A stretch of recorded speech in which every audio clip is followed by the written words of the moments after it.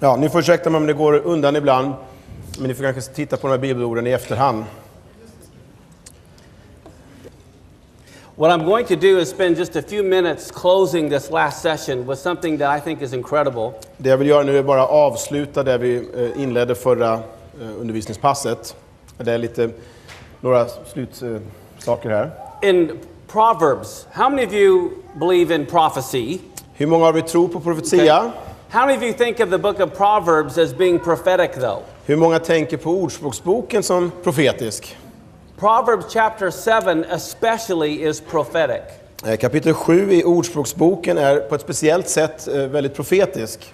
So we're going to look at Proverbs chapter 7, and do you know it talks about the tribulation in the end days? Och vet ni att det står om den sista ändens tid i ordspråksboken 7? We're going to start with Proverbs chapter 7 verse 1 through 3. Och vers 1 till 3. It says, "My son, keep my words, lay up my commandments with you, keep my commandments and live, and keep my Torah as the apple of your eye, bind them on your fingers, write them on the tables of your heart." Här står det: min son, ta vara på mina ord och göm mina bud inom dig. Håll mina bud så får du leva.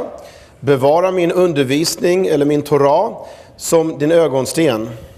So first off, how many of you want to be the apple of God's eye, where he wants to look at you? Och hur många är det som skulle vilja vara Guds ögonsten på det sätt han ser på dig? Well, God says, then take my Torah and make my Torah the apple of your eye. Då säger Gud att då ska du göra min Torah, alltså min undervisning, till din ögonsten.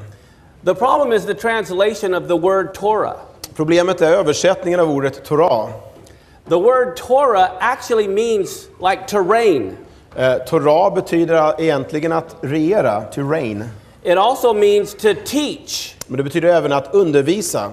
It means like shooting an arrow. Och även att skjuta en pil, att sikta. It means to hit the mark. Och att träffa målet. How many of you know the word to sin often means to miss the mark? Hur många har förståelsen att synd handlar om att missa målet? Do you see the arrows? Ser ni pilarna här? To sin means to miss the mark. Att synda, det är när man har missat målet. Have you heard that before? Det har ni hört förut. Do you know the word Torah means to hit the mark? Men vet ni om att Torah betyder att träffa målet? So why would we want to do away with the instruction to hit the mark? Så varför skulle vi vilja göra oss av med instruktionerna om att träffa målet?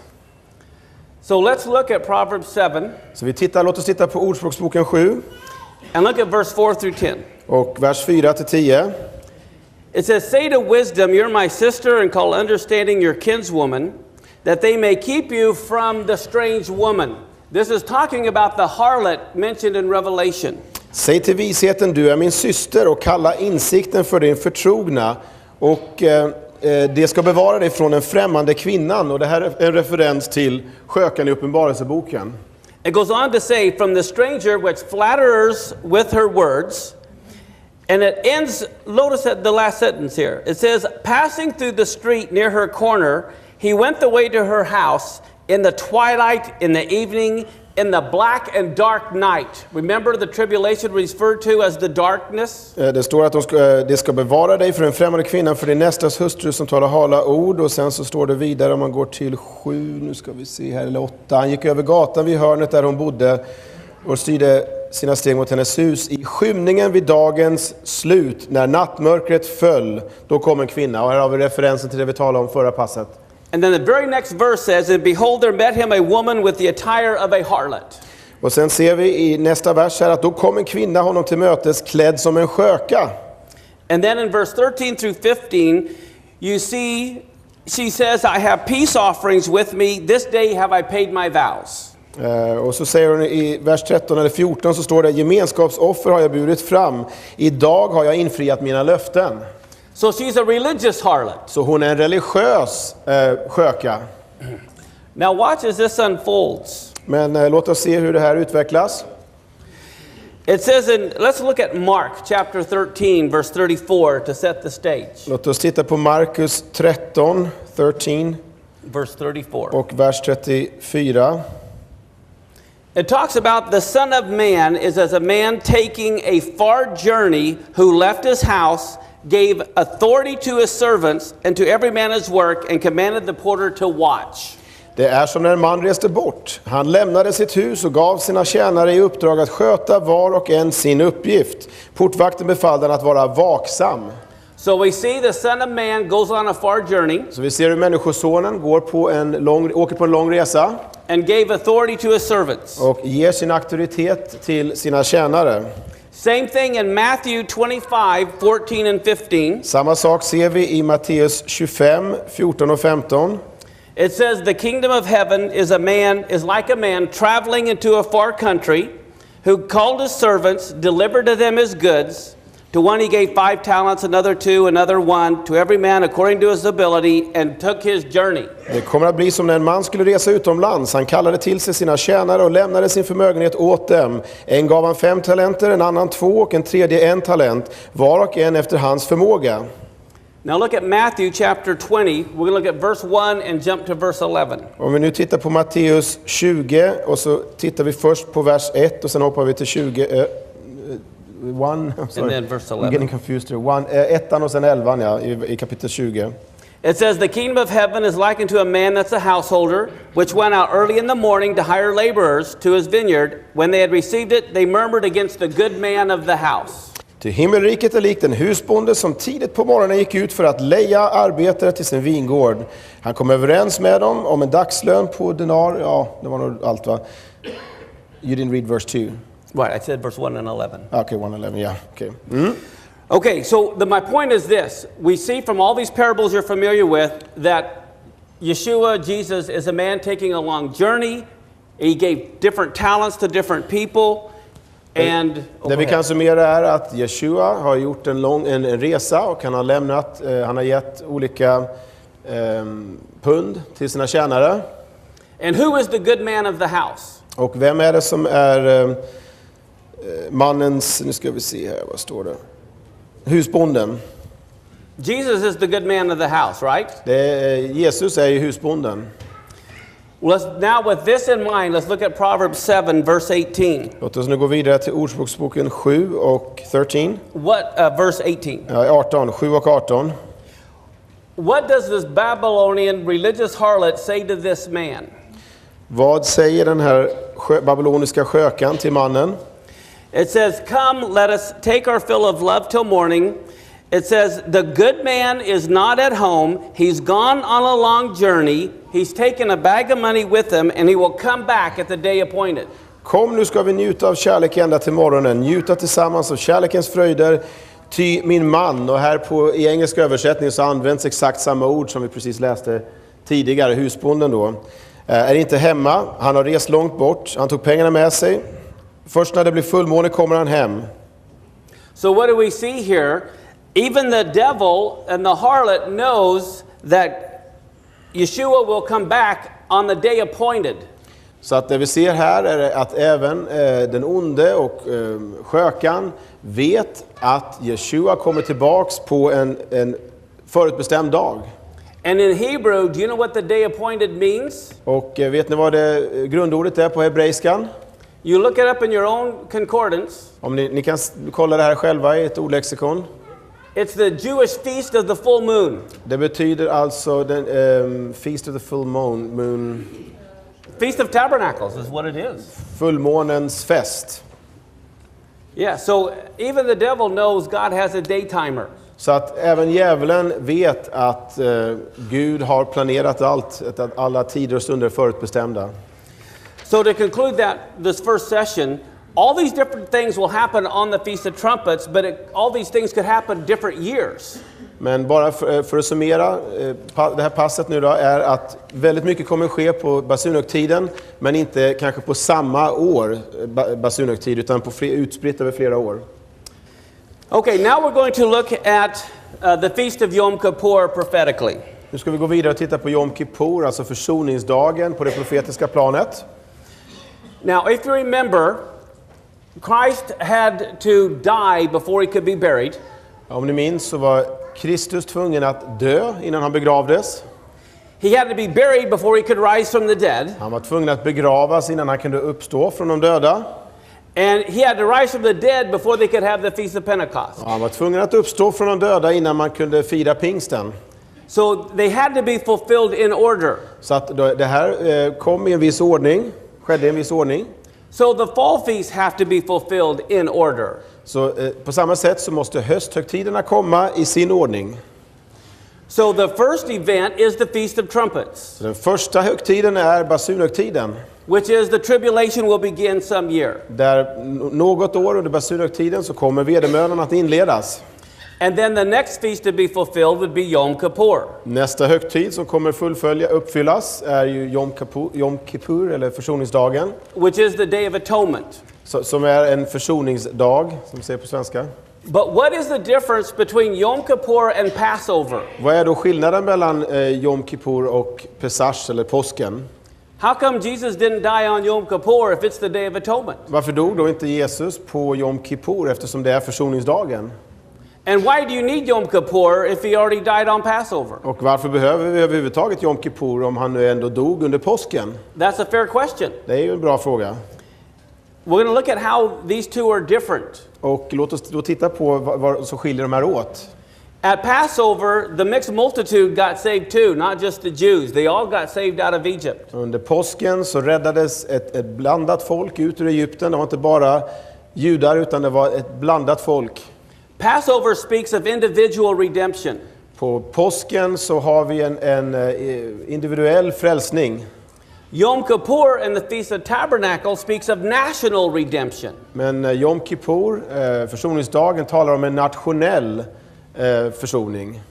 So Yom Kippur, some year on Yom Kippur is when Israel will realize that Yeshua is their Messiah. Så någon gång under Yom Kippur i framtiden så kommer Israel att förstå vem som är Messias. That will happen on Yom Kippur some year after the tribulation has begun. Det här kommer att ske under Yom Kippur något år efter det att vedermödan har inletts. So let's look now. I spent this whole last hour just on the Feast of Trumpets. Jag har hållit på en hel lektion nu då med bara basunhögtiden. This next hour I'm going to cover both Yom Kippur and Nu ska vi försöka Tabernacle. trycka in både Yom Kippur och Lövhyddohögtiden. So we'll go fast, but don't try to look up the verses, just write them down. Så ni får kanske ge upp och leta fram bibelställen utan bara anteckna dem och läsa dem sen. First off, in Leviticus 16 and 17. Vi börjar med 3 Mosebok 16 och 17. It talks about the Day of Atonement. Där talar det om just försoningsdagen. And the key verse is, I want you to notice, it says, there shall be no man in the tabernacle when Aaron goes in to make atonement. Nyckelord här är att ingen människa får vara i uppenbarelsetältet från den stund då han går in för att bringa försoning i helgedomen. And the last verse says he's to make atonement. Aaron was to make atonement for himself, for his house, and for all of Israel. Och det här avslutas med att Aaron skulle alltså fullborda försoningen både för sig själv, for himself and what else did All you of say? Israel. Ja, och hela And his Israel. house. So in other words, the Day of Atonement was not for the nations, it was only for Israel. Så att försoningsdagen var endast för Israel. In Exodus 19:6, I andra Mosebok 19 och 6 God told Moses that he wanted Israel as a nation to be a kingdom of priests. så säger Gud till Moses att han ville att Israels nation skulle vara ett konungarike A holy av nation. präster. En helig nation. Now what do priests do? Priests intercede. Vad gör präster? Jo, de medlar, intercede, de är förebedjare och medlar. Let's go here. All right. Here's something that I want to bring out. You see the flood there, Noah's flood and the rain on the little ark and everything. Ni ser floden och regnet som föll över arken. And then you see the Jacob and Jacob's ladder in Genesis. Och så ser vi Jakobs stege i första Mosebok. This was a period of about 500 years. Det här var en tidsperiod, en tidsram om ungefär 500 år. And if you go from the flood to Moses, that was 1,000 years. Från Noas flod till Moses så gick det ungefär 1000 år. So from the time of the flood to Moses, 1,000 years had gone by. Så 1000 år har alltså gått sedan floden och Moses. Yet look at Genesis 10. Men om vi då ser på första Mosebok 10. In Genesis 10, after the flood, Efter floden i första Mosebok 10. it says, these are the families of the sons of Noah. in their nations, and by these were the nations divided in the earth after the flood. Och vers 32, detta var Noas söners stammar efter deras släktled i deras folk. Från dem har folken utbrett sig på jorden efter floden. So the nations were divided 1,000 years before Moses even came. Så nationerna delades 1000 år innan Moses kom. Yet look at Deuteronomy 32:8. Men om vi ser på 5:e Mosebok 32 och 8. It says, when the Most High divided to the nations their inheritance, when he separated the sons of Adam, he set the bounds according to the number of the children of Israel. När den högste gav arvslotter åt folken, när han spred ut människornas barn, då utstakade han gränserna för folken. So wait a minute. There were no children of Israel when he divided the nations. Men det fanns ju inget Israels folk när han delade upp nationerna. Abraham didn't even come for 500 years. Abraham hade inte ens kommit, han kom först 500 år senare. So clear back at Noah's flood, God decided that there will be 70 sons of Israel who go into Egypt. Så redan vid Noas tid så bestämde Gud att 70 söner ska gå in i Egypten. And in Genesis 10, he divided the world into 70 nations. Och i första Mosebok 10 så delar alltså Gud upp nationerna i 70 nationer.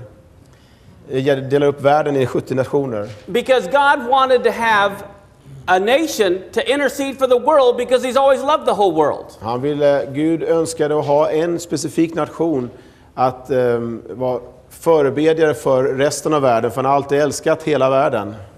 So on Yom Kippur, Israel was to atone for themselves, and then 5 days later they were to make atonement for all the nations of the world as priests. Så på försoningsdagen så var Israels folk kallade att söka försoning för sig själva och sen 5 dagar senare för resten av världen.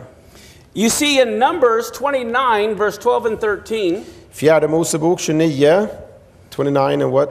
Verse 12 and 13. 12 till 14. During the Feast of Tabernacles, Israel was told they had to kill 70 bulls, one for each nation. Under Lövhyddohögtiden så skulle man alltså, så vad man kallade att offra 70 bulls. Tjurar för de 70 nationerna. Tack. Okay, so you see, God at the very beginning said, okay, Israel, as the priest, you need to get atoned for yourself. Så från begynnelsen så sa Gud till Israel, okej, som prästerskap så måste ni söka försoning för er själva. Then I want you to make atonement for the nations and kill 70 bulls over that week. Men sen vill jag att ni söker försoning för resten av nationerna genom att offra de här tjurarna. But isn't the devil smart? Är inte djävulen smart? He had the nations destroy the very thing God was using to make atonement for them. Han lät nationerna förstöra just den plats som han använde för att få försoning för hela världen. If the nations had known, they would have put their armies around it to protect it. Om nationerna hade förstått vikten av det här så hade man samlat sina arméer och skyddat det istället. So think about this. And even look at the nations today, they want to destroy Israel. Så tänk efter på det här. Alltså, än idag så vill nationerna förgöra Israel. They don't understand God has Israel there. Man förstår inte att Gud har satt Israel där. And wanted to use them to make atonement for the world. Och vill använda dem för världens försoning. Look at Matthew 25:32. Låt oss titta på Matteus 25 och 32. Many of you are familiar where he separates the sheep from the goats in that parable. Många är bekanta med just de här verserna där han separerar getterna från fåren. But he's not talking about individuals. Men här handlar det inte om individer. The sheep and the goats are nations. Fåren och getterna här är nationer.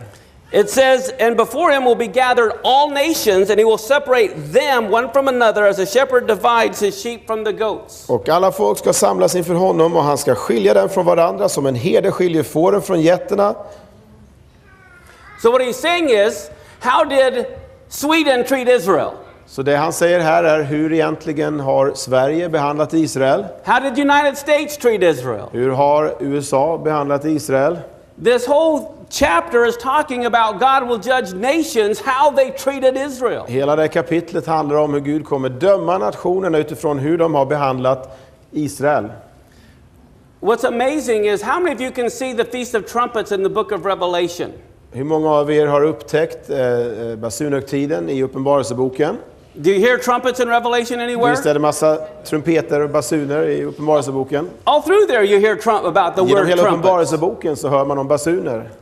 But how about Yom Kippur? Can we find Yom Kippur service in the book of Men hur är det Revelation? med försoningsdagen? Hittar vi den i Uppenbarelseboken? This is what's amazing. When you understand the Yom Kippur service, all of a sudden when you read Revelation, you go, oh my, they're having a Yom Kippur Det service. som är så märkligt är att när man förstår de här traditionerna i försoningsdagen, Yom Kippur, så förstår man på ett helt annat sätt Uppenbarelseboken. That's why we need to understand from a Hebrew perspective what is happening in heaven. Och det är därför vi behöver det här hebreiska perspektivet på vad som händer i himlen. Do you remember God told Moses to make the tabernacle after the pattern that's in heaven? Minns ni inte hur Gud sa till Moses att han skulle göra tabernaklet utifrån en mall, en himmelsmall? Is that right? Stämmer inte det? That means they're having a Yom Kippur service every year in heaven. Det betyder att det pågår ett Yom Kippur högtid i himlen varje år. And the one on earth was to shadow the one going on in heaven. Och där nere på jorden skulle vara en skugga av det som skedde uppe i himlen. Even though there's no temple here, there still is one in heaven and the pattern is still going on there. Så att även om inte vi har ett tempel här, så finns det ett tempel i himlen och det här fortgår alltjämt i det himmelska. Because these were examples of things to come. För att det här var alltså exempel på något som skulle komma. So I'm going to show you Yom Kippur service in Revelation. Så nu ska vi titta på Yom Kippur högtiden i Uppenbarelseboken. In Revelation 11 verse 18 and 19. Vi går till Uppenbarelseboken 11, 18 och 19.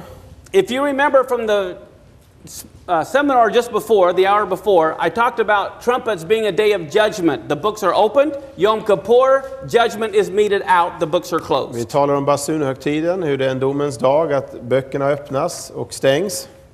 Now, how often could the high priest go into the Holy of Holies? Hur ofta kunde översteprästen gå in i det allra heligaste? Once a year. En gång om året. So look in Revelation 11, 18 and 19. Så vi tittar på Uppenbarelseboken 11, 18-19. The nations are angry. It says the time of the dead that they should be judged, that you should give reward to the servants, the prophets, to the saints, them that fear your name. And we'll go ahead and read that part. Folken vredgades, och din vredes dag har kommit. Tiden när de döda ska dömas, och när du ska löna dina tjänare profeterna och de heliga och dem som fruktar ditt namn. So we can see you can see the Feast of Trumpet service where judgment is set. Now you can see Yom Kippur where the judgment is meted out and rewards are given. Så vi ser alltså basunhögtiden och även försoningsdagen. And then it says the temple of God was opened in heaven and there was seen in his temple the ark. Sen ser vi att Guds tempel i himlen öppnades och hans förbundsark blev synlig i hans tempel. So since you can see the ark, that means the veil is open and it's a Yom Kippur service. Så i och med att vi kan se förbundsarken så betyder det att förlåten är öppen. And what was the last phrase? And you can see the ark, so you know it's a Yom Kippur vi kan service. se förbundsarken, så vi vet att det här är en försoningsdag. In Psalm 141:2, I Psaltaren 141 och 2, David says, "Let my prayer be as incense." så säger David till Gud, 141:2, Yeah. att låt min bön vara så som ett rökoffer. So we see prayer and incense go together. Så vi ser att bön och rökoffer hör ihop. Now look at Leviticus 16, 12 through 14. Låt oss nu titta på 3 Mosebok 16. While this is happening on earth, remember the same thing was happening in heaven. När det här skedde i himlen så skedde det, på jorden så skedde det samtidigt i himlen. Alltså 3 Mosebok 16, 12-14. And it begins that Aaron was to take a censer full of burning coals of fire from off the altar. Det här inleddes med att Aaron skulle ta ett fyrfat fullt med glöd från altaret. Then he was to take in his hand sweet incense. Sen skulle han ta med sina händer väldoftande rökelse. And he had to take it within the altar. Han skulle bära in det här innanför förlåten. It says his hands full of sweet incense and brought it within the veil, and he's to put the incense on the fire before the Lord. Och han skulle lägga rökelsen på elden inför Herren. That the cloud of incense could cover the mercy seat. Så att ett moln av rökelse täcker nådastolen. And that verse closes with he had to sprinkle 7 times with the blood on his finger. Och den här versen slutar med att han skulle stänka med sitt finger 7 gånger på nådastolen. So here he took a censer, got fire from the altar. Så han hämtar ett fyrfat med glöd från altaret. So now let's look at Revelation 8, verse 1 through 6. Låt oss nu gå till Uppenbarelseboken 8, 1-6. It talks about the seventh seal, and there's 7 angels standing before God, and they have 7 trumpets. Och här läser vi om 7 sigill och 7 änglar med 7 basuner. And it says another angel came and stood at the altar having a golden censer. Då står det att det kom en annan ängel som hade ett rökelsekar av guld. And to him was given much incense, Och ställde sig vid altaret, åt honom gavs mycket rökelse. that he should offer it with the prayers of the saints. Att han skulle lägga till alla de heligas böner. And it says, and the smoke of the incense which came with the prayers ascended before God. Och sen står det att röken från rökelsen tillsammans med de heligas böner steg från ängelns hand upp inför Gud. And then it goes on to say, and the angel took the censer and filled it with fire from the altar. Sen står det att ängeln tog rökelsekaret och fyllde det med elden från altaret. So this is exactly what it said in Leviticus. Det här är precis det vi läser om i 3:e Mosebok. And if you remember earlier, I said no man could enter the tabernacle. Så att om ni minns tidigare så stod det att ingen skulle gå in i tabernaklet.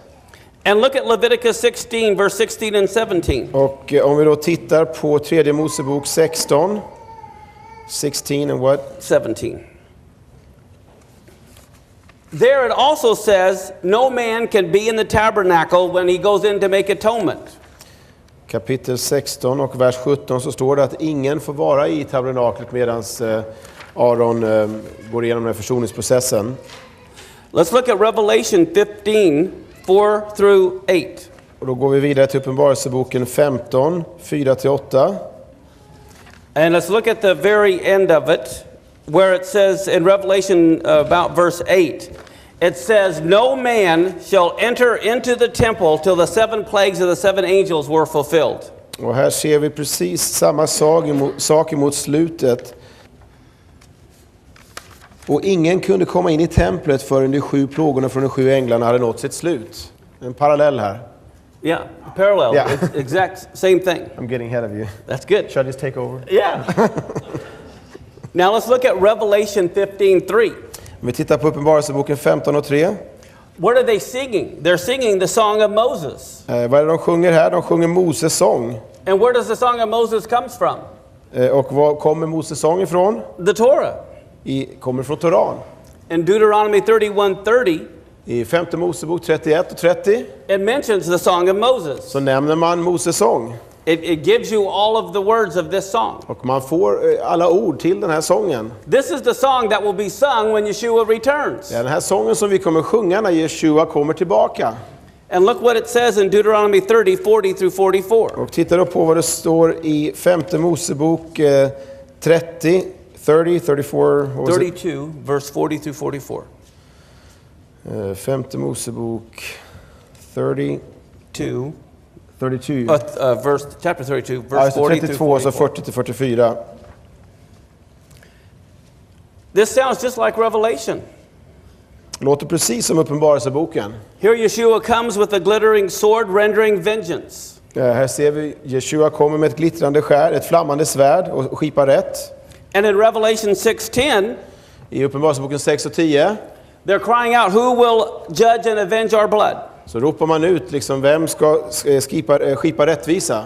In Revelation 19:2, I Uppenbarelseboken 19 och 2 it says your judgments are righteous and you have avenged our blood. så säger man att din dom är rättfärdig och du har skipat rättvisa. And so Yom Kippur is the day of judgment. Så Yom Kippur är en domens dag.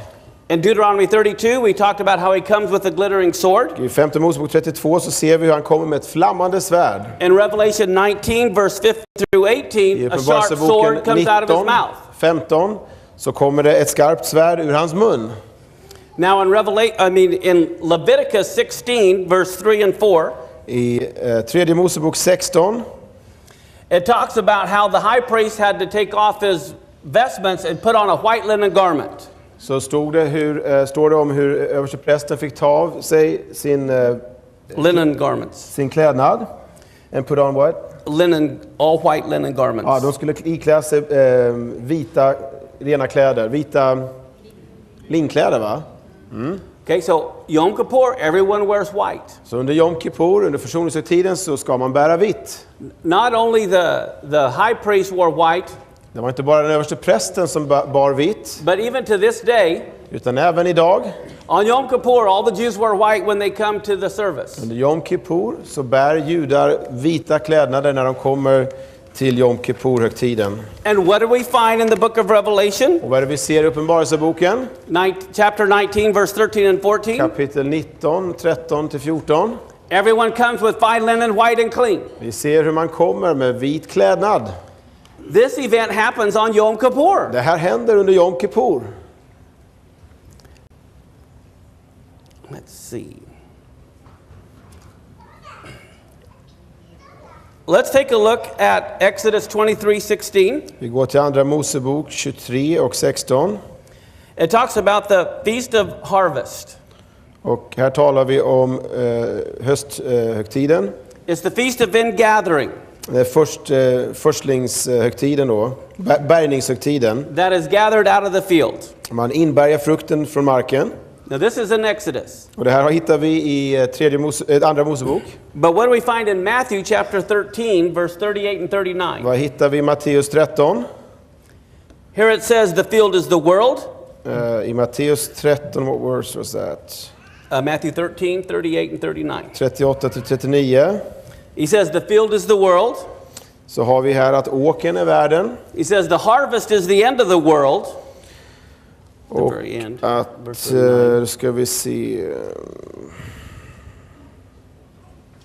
And the reapers are the angels.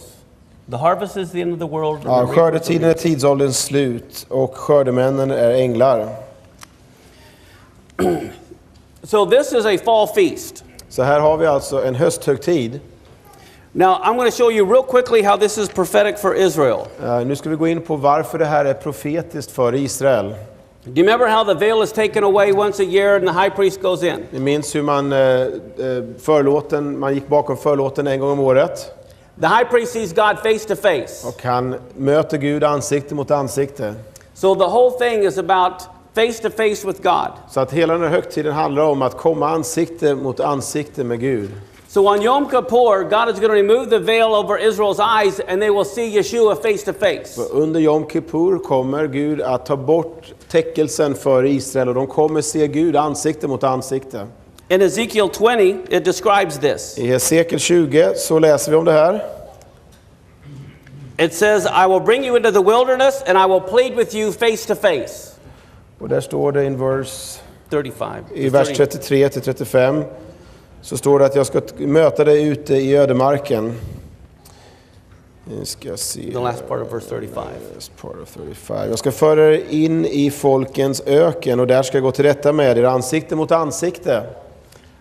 Look at Isaiah, or write down Isaiah 25, 7 and 8. Skriv ner Jesaja 25, 7 and 8, Yes. 7-8. Here God says there is a veil over everybody, not just the Jews. Och här säger Gud att det finns en täckelse över alla, inte bara det judiska folket. And God says, I'm going to remove the veil that's over everybody. Men jag ska ta bort den här täckelsen över alla. In 1 Corinthians 13:12, I första Korinthierbrevet 13 och 12 it says, we as Christians see through a glass darkly, så står det att vi ser endels, but then face to face. men sen ska vi möta dem ansikte mot ansikte. But now I know in part. Vi ser en gåtfull spegelbild och vi vet endast en del. So how many of you know we see through a glass darkly? Så hur många har Is that förståelse right? Att vi ser genom en gåtfull spegelbild? Do we as Christians only still see in part? Så att, är det inte så att även vi kristna ser bara en del? Isn't that what it says? Är det inte vad det står?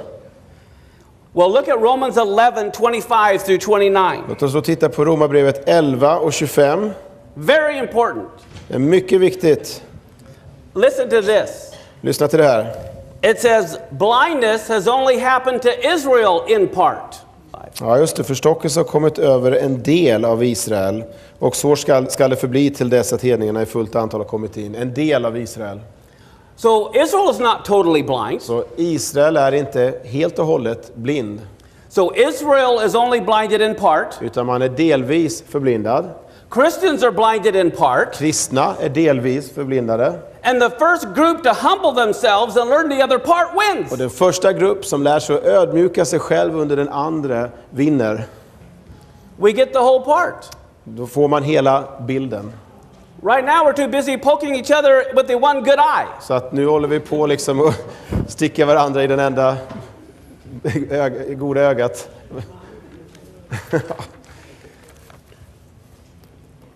In Romans 11:15, I Romarbrevet 11 och 15 it goes on to say, så läser vi vidare. if the casting away of them be the reconciling of the world, what will the receiving of them be but life from the dead? Om deras förkastelse betyder världens försoning, vad ska då inte deras upptagande betyda om inte liv från de döda? So I believe the resurrection of the dead will take place after the veil is removed from Israel and they realize Yeshua is the Messiah. Så jag tror att uppståndelsens dag när de döda ska uppstå kommer att ske i samband med att Israel upptäcker Messias. Do you remember when Joseph went into Egypt, they did not recognize him? Minns ni hur Josef kom in i Egypten och de kände inte igen honom? How come his brothers didn't recognize him? Hur kommer det sig att hans bröder inte kände igen honom i Egypten? He looked Egyptian. Han såg egyptisk ut. How come the Jews don't recognize Jesus today? Varför känner inte judarna igen Jesus idag? We present an Egyptian Jesus. Därför att vi har gett dem en egyptisk Jesus. He doesn't look Jewish at all. Han ser inte judisk ut.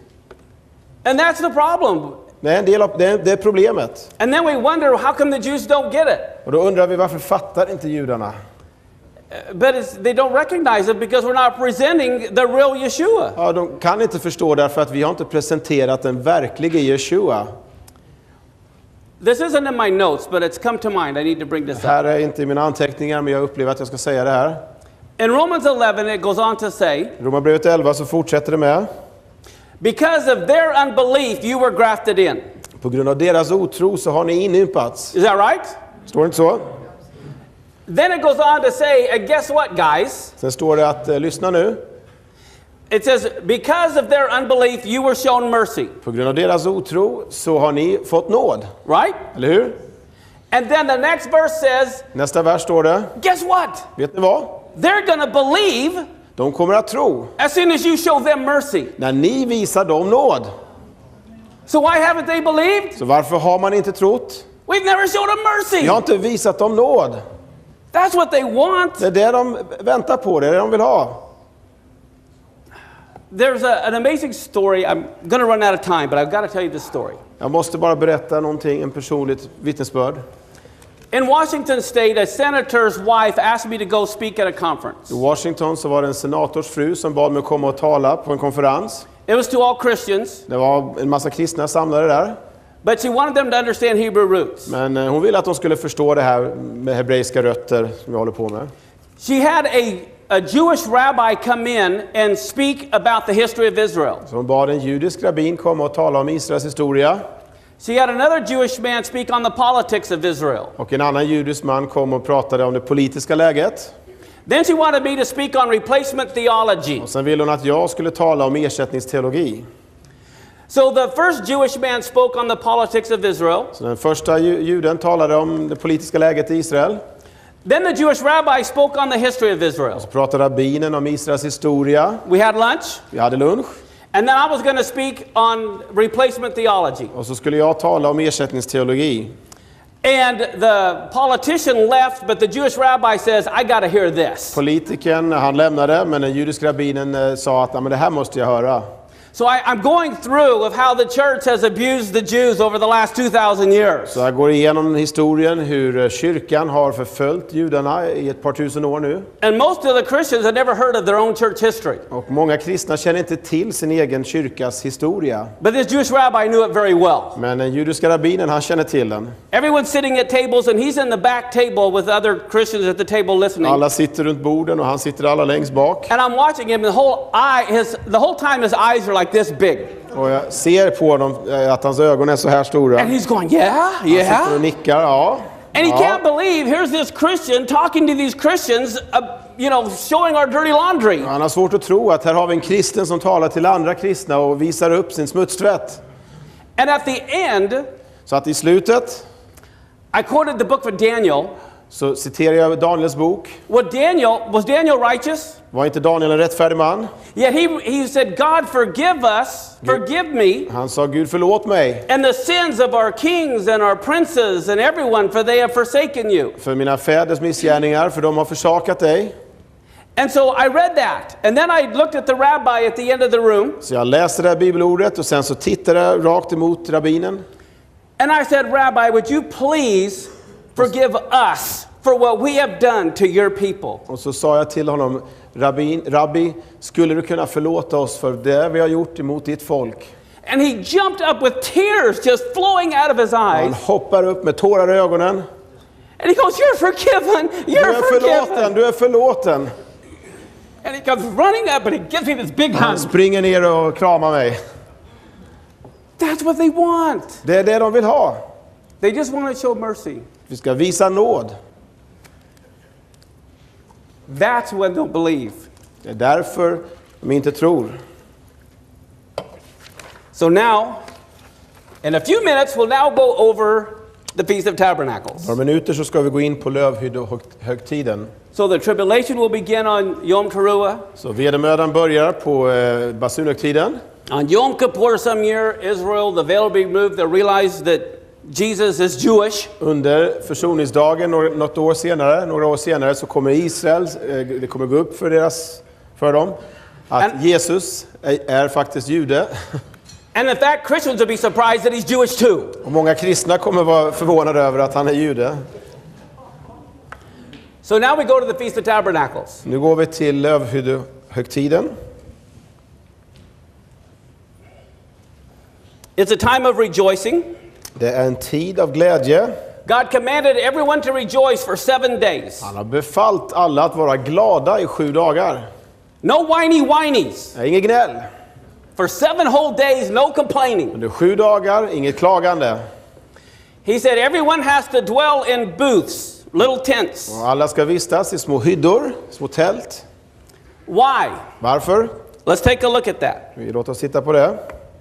One of the things, a sukkah is also just known like a tent. It's a temporary dwelling place. Den här lilla hyddan, det är en tillfällig plats att vistas på. It could be for cattle or for whatever. Skulle kunna användas för boskap eller vad som helst. In Genesis 33:17, I första Mosebok 23:17, it actually states that. 23:17 så står det om det här. It says Jacob journeyed to Sukkot and he built a house and he made booths for his cattle. Therefore the place is called Sukkot. Ja, det står det att Jakob begav sig till Sukkot och byggde sig där ett hus. So it's known as the Feast of Sukkot, it's known as the Feast of Booths, it's known as the Feast of Tabernacles. Så att man kallar den här högtiden för Sukkot-högtiden. Now, in Deuteronomy 16:16, och i femte Mosebok 16:16 it talks about how they're supposed to keep the Feast of Tabernacles. så berättas det hur man ska fira den här högtiden. God's ultimate plan has always been to tabernacle or dwell with mankind. Guds ultimala plan har alltid varit att tabernakla med människan. On the first Feast of Tabernacles, och på den allra första Lövhyddohögtiden, that's when they began to build Moses' tabernacle. det var då man började bygga tabernaklet, Mose tabernakel.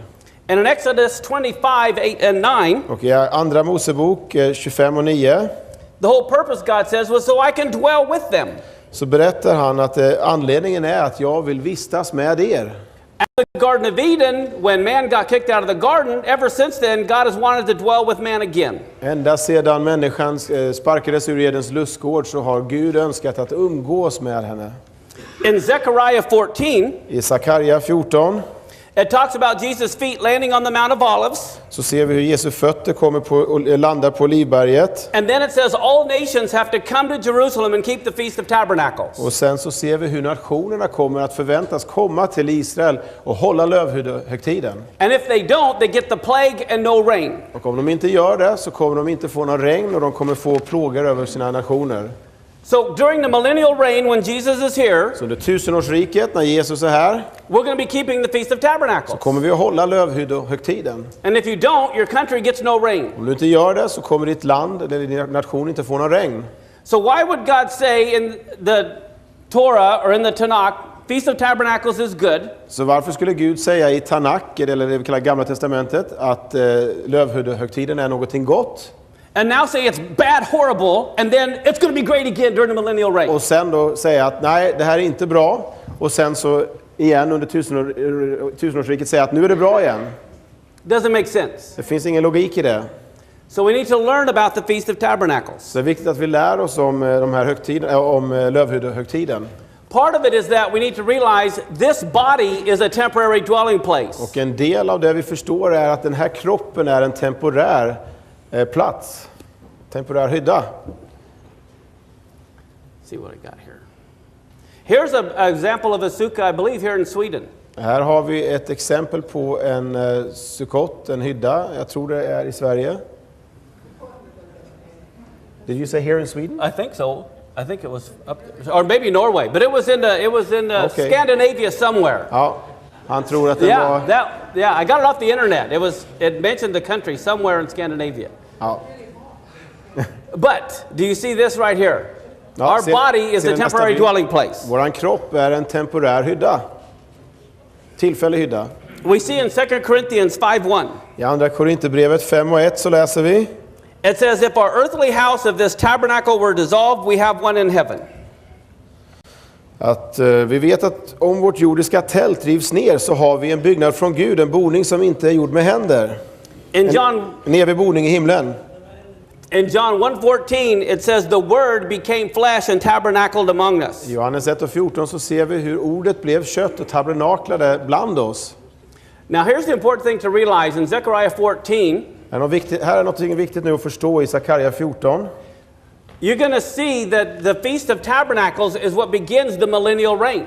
Så ser vi att Lövhyddohögtiden kommer att inleda tusenårsriket. That is why every year all nations have to come and celebrate the return of the Messiah on the Feast of Tabernacles, because that's when his reign begins. Och det är därför nationerna då kallas att komma och fira den här högtiden varje år, därför att tusenårsriket inleds med Lövhyddohögtiden. In 2 Peter 1:16, i andra Petrus 2:16 it says, Peter said he saw the power and coming of our Lord Jesus Christ. så såg han, ska vi se, 2 Peter 1:16. Let me make sure I'm not spreading any false doctrine here. Mistranslation. Det var inte för några 16. Det var inte för några utstuderade myter vi följde när vi förkunnade för er. What do you have in English? The power coming, but we were eyewitnesses of His Majesty. Yeah. Utan för Herren Jesus, vi följde när vi förkunnade för er vår Herre Jesu Kristi makt och hans ankomst, utan vi var ögonvittnen till Jesu majestät. So when did Peter see the Lord appear in his glory of his coming? Så när var det Peter såg Herren komma i sin härlighet? Okay, it was at the Transfiguration. Det var ju på förklaringsberget. It says in Mark 9, verse 1 and 2. Markus 9, 1 och 2. Jesus told them, some of you will not die until you see the kingdom of God come with power.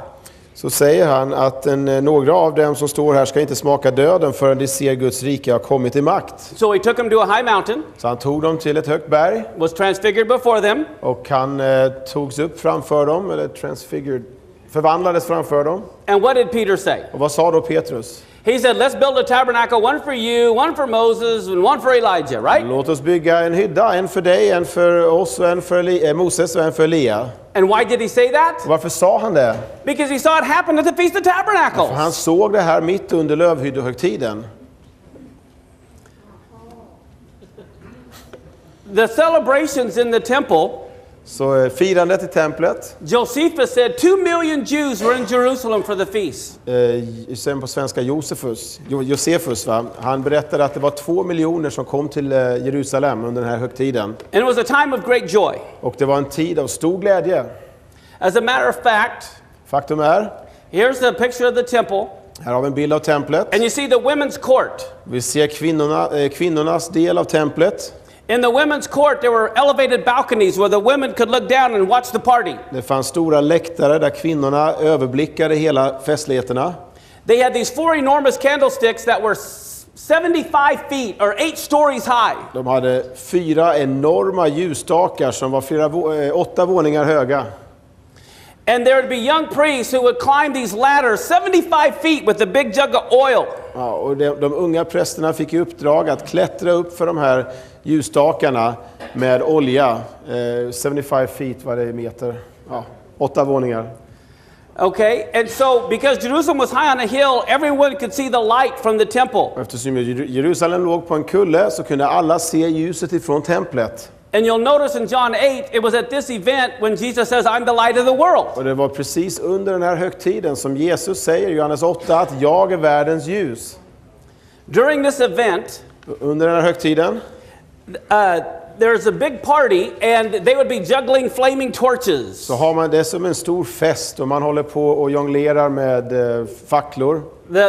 The priests would be singing songs. Prästerna sjöng sånger. There would be 2 priests with silver trumpets blowing Det horns. var 2 präster med silvertrumpeter som blåste. And the whole purpose of this big party Och anledningen till den här stora festen, would be for the water libation. det var en del av det var att helga vattnet, om man säger så. Water libation. Water offering. Vattenoffer. Man hade ett vattenoffer. After the hot summer, there's been no rain. Efter den heta sommaren så hade det inte varit någon regn. So they're pouring water. Så att man häller vatten. There were so many people. Det fanns så mycket folk där. They divided the priest into 3 different groups. Att man delade upp prästerna i 3 grupper.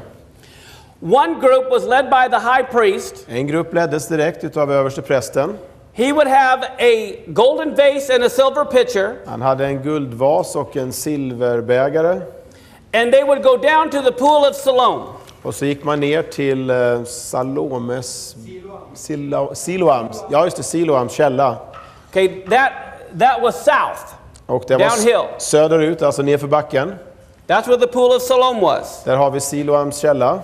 And it had living water. För den hade levande vatten.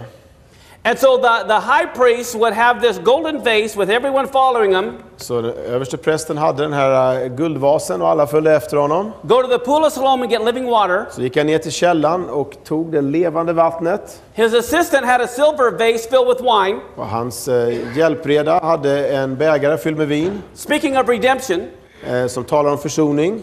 And so there would be this big parade while millions of people would follow the priest up the hill, down the hill, up the hill, and they would pour the water and the blood on the altar. Här blev alltså, det var en stor parad av det här där miljoner följde med när man hällde blodet och vattnet på altaret. But it was the living water. Men det var levande vatten. Do you remember the verse? The horse and rider thrown into the sea, the Lord is my strength and my salvation. Minns ni den här versen att Herren är min styrka och hästar och vagnar kastades in i havet och Herren.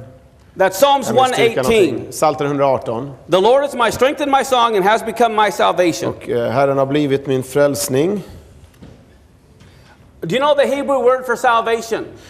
Hebreiska ordet för frälsning, vad är det? Yeshua. So here, while they're bringing the living water and the wine, they're pouring this water libation out. Everyone is singing, the Lord is my strength and my song and has become my Yeshua. Så här är man på väg att hälla vattnet och vinet över altaret och så sjunger man att Herren har blivit min frälsning, att Herren har blivit min Yeshua, Jesus. But what else they're singing is Isaiah 12. Men man sjunger även nu Jesaja 12. And listen to Isaiah 12. Och lyssna nu till Jesaja 12, what chapter? Of chapter 12. 12. No, Isaiah 12 verse 2 and 3. 12, 2 och 3. Every year at the Feast of Tabernacles, the Jews sing Isaiah 12. Varje år så sjunger man det här under Lövhyddohögtiden i Israel. And here's what they're singing. Här sjunger man. Behold, God is my Yeshua. Se, Gud är min Yeshua. I will trust and not be afraid, for the Lord Jehovah is my strength and my song and has become my Yeshua. Ty jag är trygg och fruktar inte, ty Herren är min starkhet och min lovsång, och han har blivit min Yeshua. Then it says, therefore with joy shall you draw water out of the wells of Yeshua. Med fröjd skall ni ösa vatten ur Jeshuas källor. So just as the Jews were singing, with joy shall you draw water from the wells of Yeshua. Så när judarna sjunger att man ska ösa vatten med glädje ur Jeshuas källor, In John chapter 7, that's when Yeshua stood up and said, yeah! Så säger Jeshua i Johannes 7, ja! He who comes unto me, out of his belly will flow rivers of living water, as the scripture says. Han som kommer till mig, ur honom ska flöda levande vatten. Ja. So this is what was going on in the temple during that John chapter 7. Så att det här pågick alltså i templet samtidigt som vi läser Johannes 7. Another group of priests went down to the Motsal Valley and got willow branches. En annan grupp präster gick ner i dalen och hämtade grenar 30 feet long. som var 10 meter långa. Thank you. And so there would be thousands of priests with these willow branches, and they would wave the willow branch and take a step, and wave the willow branch and take a step as they're marching back up to the altar. Vi har tusentals präster som viftar de här grenarna, tar ett steg och viftar grenarna och tar ett steg ända tillbaks. So can you imagine hearing the wind from all these willow branches, thousands of Kan ni them? tänka er att höra vinden som blåser genom tusentals grenar? So here, the Hebrew word for wind is ruach, which is translated spirit. Det hebreiska ordet för vind är ruach, som översätts med ande. So here, the ones with the willow branches would march up at the same time the high priest is coming up with the blood and the living water. Så här kommer en del av prästerskapet upp med de här grenarna, viftandes med grenarna, och den andra delen kommer upp med blodet och vattnet. So while the blood and living water is coming up the south and the spirit is coming from the east. Så medan blodet och vattnet kommer upp ifrån södern, så kommer vinden ifrån öst. The Holy Spirit, you said? Yeah. Yeah, heliga ande kommer upp ifrån andra hållet. There was a priest in the corner of the temple playing a flute. Och där fanns då samtidigt en präst i ett av templets hörn som spelar flöjt. And because a flute is pierced, he was known as the pierced one who was calling for the wind and the water to come. Eftersom hans flöjt var genomborrad så kallades han för den genomborrade, the pierced one. Yes. Den genomborrade. And Isn't he called for them to come. It was the priest who was known as the pierced one who would call for the wind and the water to Så enter the han temple. kallades för den genomborrade, och det var han som liksom med sin musik kallade på vinden och vattnet och blodet. And then lastly we have let's see, let me skip some things. Sukkot was given to us to show us what life would be like when Messiah comes. Lövhyddohögtiden har getts oss för att se hur livet kommer att bli när Messias kommer åter. And how the water will cover the sea. Hur vattnet kommer att täcka jorden. So the Spirit of God will cover the earth. Så kommer den heliga ande, Guds ande, att täcka jorden. It is also taught that the battle of Gog and Magog would take place at this time. Det finns också undervisning om att den här striden mellan Gog och Magog kommer att ske under den här tiden. In Hebrew the word Gog means roof. På hebreiska betyder ordet Gog tak. And so it's the difference between what man can build and how they want to block out God. Så att det är skillnaden mellan det som Gud vill bygga och det som vi själva bygger som blockerar Gud. Versus what God has, the simple sukkah for us to dwell in. Jämfört med Guds enkla hydda som vi bor i. Where we can see the heavens. Där vi kan se himlarymderna. Where we're trusting in God and not what we can build. Där vi litar på Gud och inte det vi själva bygger. Thank you very much. Tack.